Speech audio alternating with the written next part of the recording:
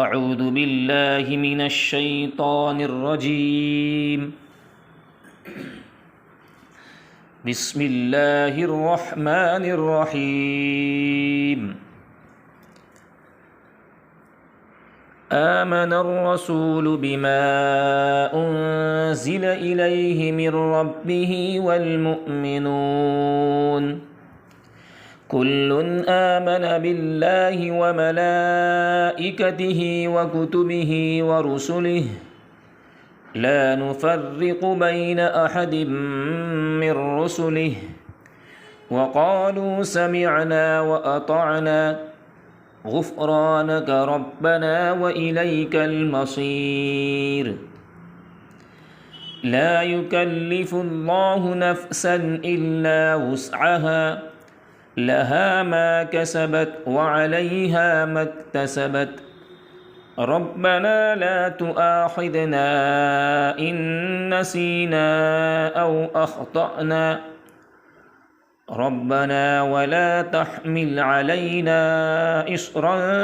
كما حملته على الذين من قبلنا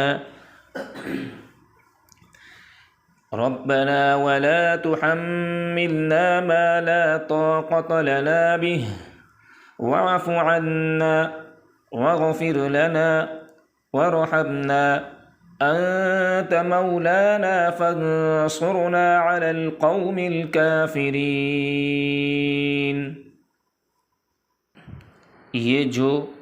سورہ بقرہ کی آخری دو آیتیں پڑھی گئی اس کے بہت بڑے فضائل ہیں۔ حضرت عبداللہ بن مسعود رضی اللہ تعالیٰ عنہ سے روایت ہے کہ رسول اللہ صلی اللہ علیہ وسلم نے ارشاد فرمایا کہ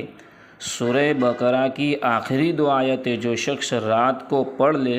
تو یہ دونوں اس کے لیے کافی ہوگی۔ کافی ہونے کا مطلب یہ ہے کہ یہ دونوں آیتیں ہر شر اور فتنہ کو اس سے دور کرے گی، یا مطلب یہ ہے کہ جنات اور انسان کے شر سے حفاظت رہے گی۔ ایک اور حدیث میں مروی ہے کہ سورہ بقرہ کی آخری دو آیتیں جس گھر میں پڑھی جائے تو 3 دن تک شیطان اس گھر کے قریب نہیں آتا۔ ایک اور حدیث میں ہے کہ ہم حضور صلی اللہ علیہ وسلم کے پاس بیٹھے ہوئے تھے، حضرت جبرائیل علیہ السلام بھی تھے کہ اچانک ایک دہشت ناک بہت بڑے دھماکے کی آواز آسمان سے آئی۔ حضرت جبرائیل علیہ السلام نے اوپر کو آنکھیں اٹھائی اور فرمایا، آسمان کا یہ وہ دروازہ کھلا ہے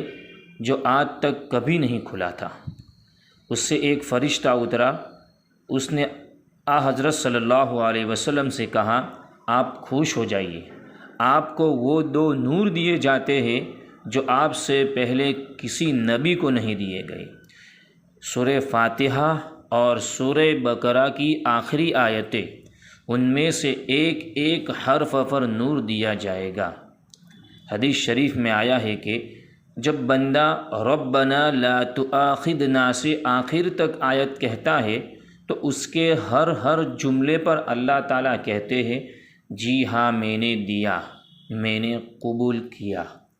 اللہ تعالی ہم سب کو ان 2 آیتوں کو پڑھنے کی توفیق عطا فرمائے۔ اگر آپ ہماری چینل نورانی باتیں پر پہلی بار ہے تو آپ ہماری چینل نورانی باتیں کو سبسکرائب کریں تاکہ ہر ویڈیو اپلوڈ ہوتے ہی سب سے پہلے نوٹیفیکیشن آپ کو مل جائے۔